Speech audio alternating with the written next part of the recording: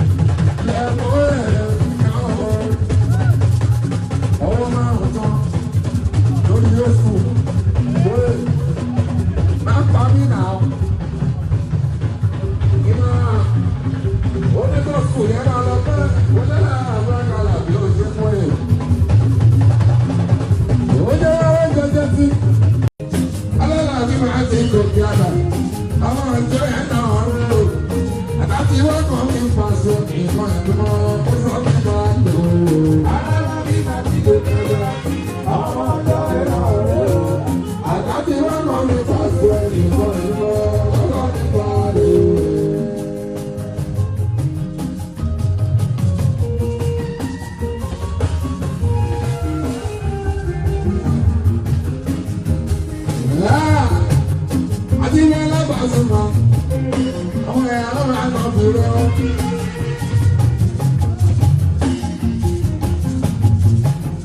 Bàbá mi ní ìlọ́mọ wọ́n lè sọ́kà tó tẹ́wọ́ tí wọ́n yàrá o àwọn ẹ̀ka ní ìgbọ̀ngàn àwọn ọmọ tó yà ó pàdé ọlọ́run ló yẹ bẹ́ẹ̀ fún àwọn ọ̀gbìn láyé àti àjò.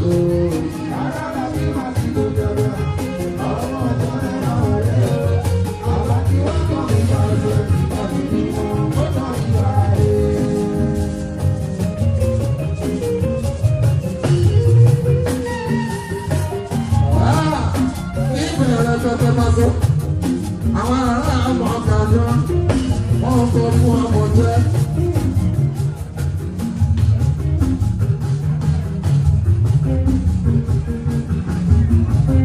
Àní bẹ̀rẹ̀ pẹ̀pẹ̀ bá sọ àwọn ará àmọ́ kàjọ wọ́n kọ́ fún ọmọ jẹ́.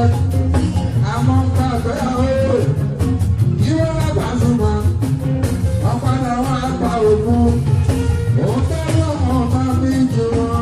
Lórí Pasuma, àbúrò wọn lójú ẹsẹ̀ alábíà. Àbábá bí wọ́n ti tó jẹba, àwọn ọjọ́ ẹ̀rọ rẹ̀.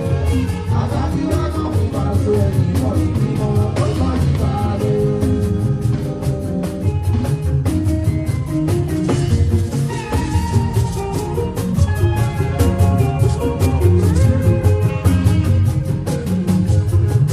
Àní ní bẹ̀rẹ̀ pẹ̀pẹ̀sẹ̀.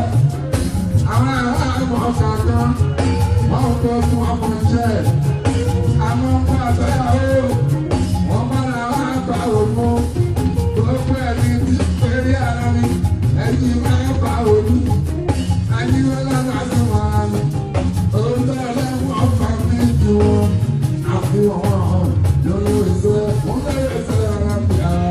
Alábàbí máa ti lè gbẹ̀gbẹ̀ ọmọ ìjọ ẹ̀rọ rẹ̀.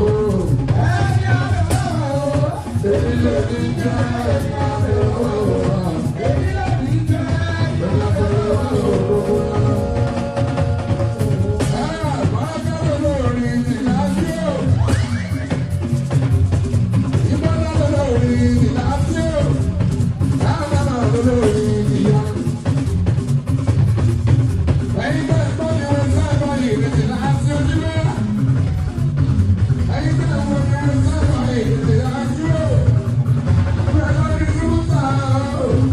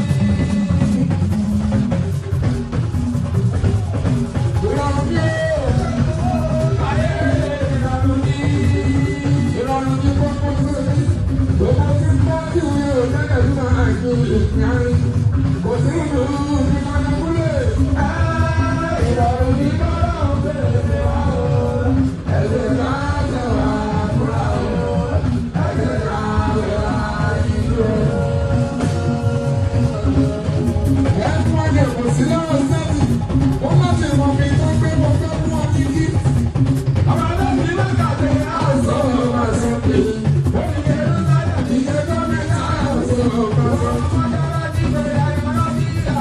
àwọn ọmọdé